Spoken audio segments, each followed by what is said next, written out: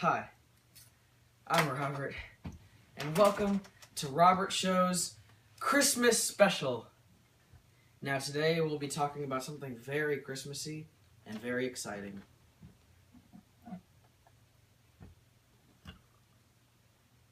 Now have I kept you in suspense long enough? I believe I have. The amendments, of course. What gets more Christmassy than that? And, in particular, I'll be talking about the 24th Amendment today, a very important amendment to the Constitution. Now, let's begin. Now, imagine that it's the first time voting for you, and you walk into the booth, and they tell you, you have to pay a tax in order to vote. Seems a little ridiculous to me, but what would you do?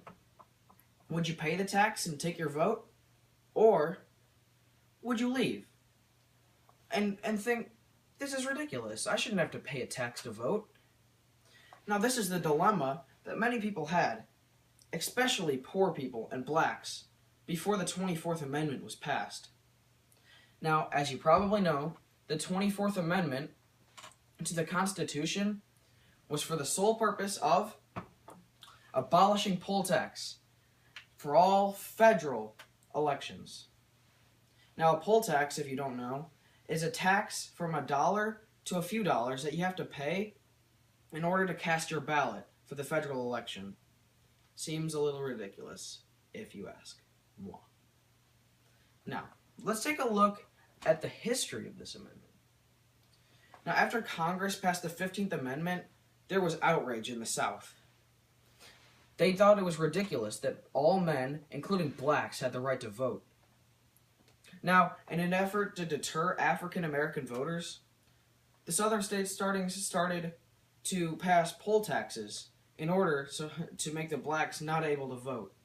But, against their own cause, this also made poor white voters not able to vote. So, you know, it might have helped, but it also hurt them, so.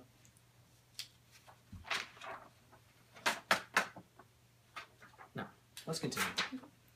Many blacks and whites from most states thought that the tax was ridiculous, and they wanted it abolished. So, legislation to end the taxes was annual in Congress, starting in 1939. Some members of Congress thought that the tax could be outlawed in the 14th or 15th Amendments, but they also thought that if they made a special amendment just to end poll tax, then it would be a lot more effective. Finally, on August 27th, 1962, after 23 years of trying to pass it, the 24th Amendment was passed by Congress. When this happened, Virginia, Alabama, Mississippi, Arkansas, and Texas were the only states with poll taxes still.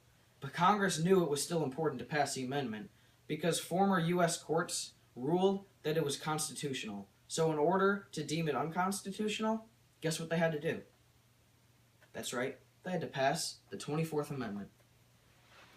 Now, after being passed by Congress, it was sent for ratification to the states. If you don't know, ratification is the process by which the states each approve the amendment by each state's respective ratification procedures.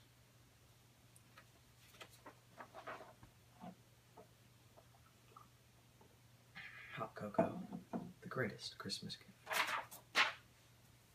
Now, in order for the amendment to be passed, guess how many states? And it's not 2/3.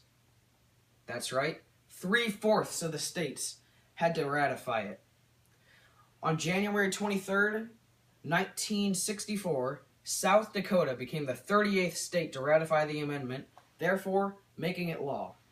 Well, I shouldn't say that. More of an amendment.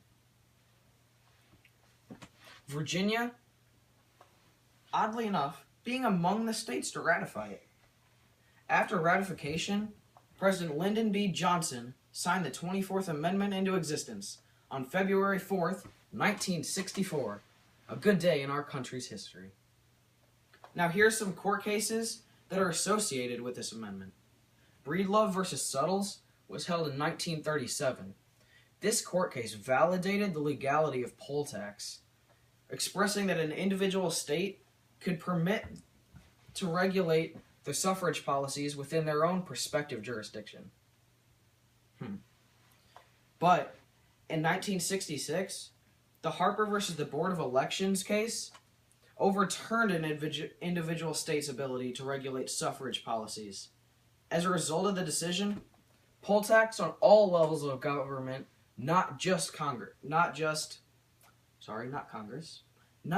federal elections, became unconstitutional. Now, after ratification, Arkansas effectively repealed its poll tax at the elections of November in 1964. But, unfortunately, of all the 5 states that were affected by this amendment, Arkansas was the only one that repealed its poll tax voluntarily. The other 4 retained their poll tax until they were struck down in 1966 by what? That's right again, Harper versus the Board of Elections. Now, through the federal district courts, Alabama and Texas struck down their poll taxes less than 2 months before the case, actually. Now, Virginia, interestingly enough, reacted by allowing an escape clause to the poll tax. Instead of paying the poll tax, a voter could file paperwork and get a certificate establishing a place of residence in Virginia. Now, Virginia thought that this would effectively decrease the number of legal voters. But in 1965, the Supreme Court decision unanimously found that such measures were unconstitutional. And I quote, "The poll tax is abolished absolutely as a prerequisite to voting, and no equivalent or milder substitute may be imposed." End quote. Therefore, thwarting Virginia's escape clause. Sad. But not really sad. Now, I believe that the amendment could have been clearer when talking about voter IDs and having to present them at the polls.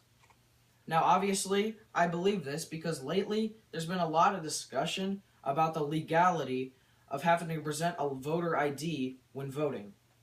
They say this discriminates against poor people or black people. Now, other than this, I believe that the amendment did a fantastic job, and obviously to this day has worked, and there hasn't been any argument other than that.